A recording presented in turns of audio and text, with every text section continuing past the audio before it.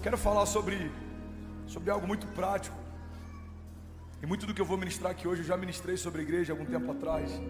Mas eu gosto de alinhar a igreja depois que a gente tem algo profético, uma conferência profética, um culto profético. Porque o profético ele é poderoso, ele move o sobrenatural. O profético é uma comunicação das realidades dos céus sobre a terra. O profético é uma antecipação para quem recebeu uma palavra profética. O profético ele nos inspira, ele nos move, nos abençoa, nos edifica. Mas o profético não é o final de algo, o profético é o início de algo. E tem muita gente que se sacia porque recebeu uma palavra profética. Se você recebeu uma palavra profética, agora os céus estão aguardando um posicionamento em fé. Ouvir algo de um homem de Deus não vai mudar a sua história se você também não quiser se tornar um homem de Deus, porque promessas de Deus são para filhos de Deus. Ouvir que Deus tem um chamado, muitos ouviram. Ouvir que Deus tem promessas, muitos ouviram. Mas o que tem afetado a história não são homens só que ouviram os céus, mas são homens que ouviram os céus e fizeram alguma coisa com aquilo que ouviram. Alguém está comigo aqui? Diga amém. Não somos ouvintes apenas, a palavra fala sobre isso, mas praticantes do que ouvimos. Os céus não querem entreter você quando falam algo bom sobre o seu futuro. Os céus não querem animar você quando falam sobre uma promessa que você carrega. Os céus muitas vezes querem alertar você, porque existem palavras antigas que a gente já ouviu várias vezes e ainda não se posicionou para viver. Baixa um pouquinho o teclado, por favor, lindão. E é por isso que receber uma palavra profética para mim é algo que me deixa muito mais atento e revestido de temor do que animado, porque o ânimo passa. O ânimo passa. Quantas pessoas começaram a jornada de fé junto com a gente e elas desistiram no meio do caminho? Quantas famílias a gente conheceu mais apaixonadas por Jesus do que a gente, e por conta de algum motivo elas pararam no meio do caminho? Jornada de fé não é sobre ter bom ânimo para começar, é sobre ter bom ânimo para se manter. Não é sobre a gente começar certo apenas, é sobre a gente terminar certo. É sobre a gente olhar para o nosso histórico e falar, valeu a pena. No meio da crise, Deus se revelou para mim. No dia mal, Deus se revelou para mim. Quando nada parecia ser bom, Deus se revelou para mim. Alguém está comigo? Diga amém. O que fazer depois de uma palavra profética? Você vai receber palavras através das pregações, através das orações, através de homens de Deus, através de sonhos.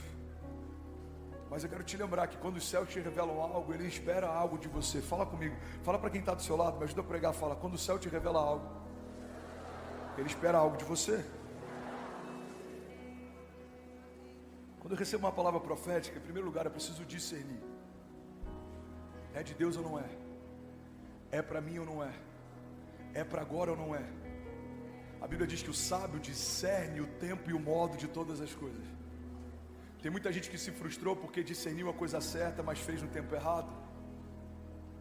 O sábio discerne não só o modo de fazer, como fazer, mas também a hora de fazer. A gente olha para a forma como alguns homens incríveis, eles lidaram com o tempo na Bíblia. E é interessante porque se dependesse de Maria, provavelmente Jesus teria começado seu ministério antes da hora. A Bíblia fala que no primeiro milagre, quando ela insiste com o filho, eles vão passar vergonha, o vinho acabou, ajuda, faz alguma coisa. Jesus fala, mulher, ainda não é chegada a minha hora, o que tenho eu contigo? A Bíblia não relata se houve mais episódios como aquele, mas eu creio que para Jesus dar uma resposta tão enfática, talvez a mãe dele já há algum tempo estivesse tentando ativá-lo. A verdade, irmão, é que até Maria, a mãe de Jesus, pode em algum momento ter se movido por ansiedade. Imagina a alegria dela em saber que o filho poderia curar um enfermo, um cego, um surdo.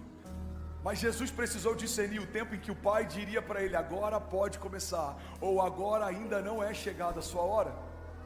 Se Jesus se movesse pelo tempo de Maria, teria começado antes da hora. Se Jesus tivesse movido por Pedro, talvez a redenção nunca tivesse acontecido. A Bíblia diz que quando ele começa a falar sobre a perseguição que vai sofrer, o sacrifício, a humilhação, Pedro fala, não, Jesus, você nunca vai passar por isso, a gente não vai deixar que você enfrente isso. E Jesus se posiciona repreendendo Pedro, fala, para trás de mim, Satanás. Irmão, olha para mim. Pessoas boas ao nosso redor podem sabotar o tempo de Deus para nós, se eles forem o nosso aferidor e não o Espírito Santo que em nós habita.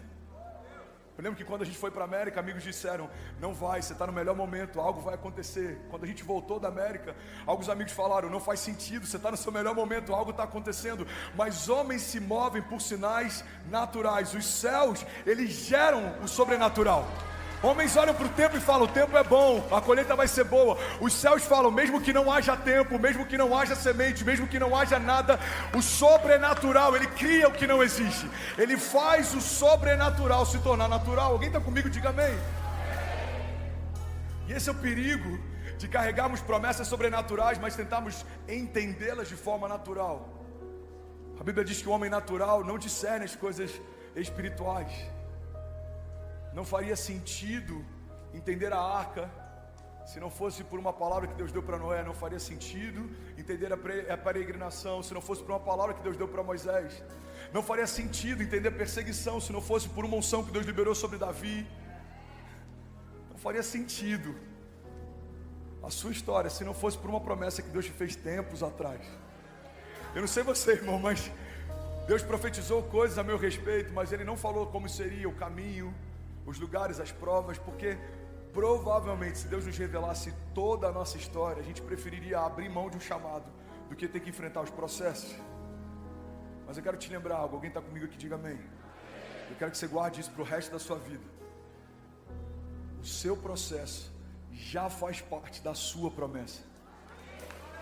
Fala para quem está do seu lado, o seu processo já faz parte da promessa. Às vezes a gente tem um pensamento limitado sobre processos e sobre promessas. E a gente acha que as promessas se cumprem quando chega no final da história, mas elas já começaram a se cumprir quando você deu os primeiros passos. Deus fala que Davi vai ser um rei e que o reinado dele nunca houve e nunca haverá igual. Talvez para alguns de nós, o reinado de Davi começa quando ele senta no trono, mas na verdade para os céus, o reinado de Davi começa quando o óleo é derramado sobre a sua cabeça. Alguns diriam, como pode? Como que Deus vai levantá-lo como rei? Se ele está enfrentando desertos, perseguições, Saul, irmão, os céus não estavam esperando o deserto de Davi passar para que ele se tornasse o rei Davi. Ele se tornou o rei Davi quando a unção de rei foi derramada sobre a sua cabeça. O menino Jesus, a Bíblia diz que ele crescia em graça e em estatura diante de Deus e dos homens. O menino João Batista crescia em graça e sabedoria em meio a desertos. Mas sabe o que é interessante? Quando Jesus nasce, magos vão ao encontro dele para presenteá-los, porque sabiam que o Salvador do mundo, o Filho de Deus, já havia sido gerado. Não reconheceram isso quando o seu ministério começa, mas reconheceram isso quando ele nasce. Por quê? Porque todo o processo já faz parte da promessa. O menino Jesus já era o Messias. O menino Davi, ungido sobre a sua cabeça com óleo, já era o rei Davi. O menino José, quando recebe um sonho de Deus, já era o governador José, irmão. Toda a palavra que Deus liberou a seu respeito já é uma realidade para os céus. É você que decide se portar de acordo com ela ou esperar algo acontecer para começar a se mover. Irving McManus, um pastor da Califórnia, ele diz que a maior tragédia da vida de um cristão é viver à espera de um momento, ao invés de se preparar para quando esse momento chegar. Eu consigo crer no meu espírito em cruzadas de milagres em estádios. Eu consigo crer no meu espírito em conferências proféticas aqui que vão receber nações. Eu consigo crer e ver pelos olhos da fé o nosso welcome tendo que recepcionar pessoas e caravanas nos aeroportos. Alguém comigo? Eu consigo ver um movimento de crianças cheias do Espírito Santo de Deus se movendo no sobrenatural, andando pelo auditório, passando pelos corredores, tocando pessoas e pessoas sendo curadas. Alguém consegue crer nisso?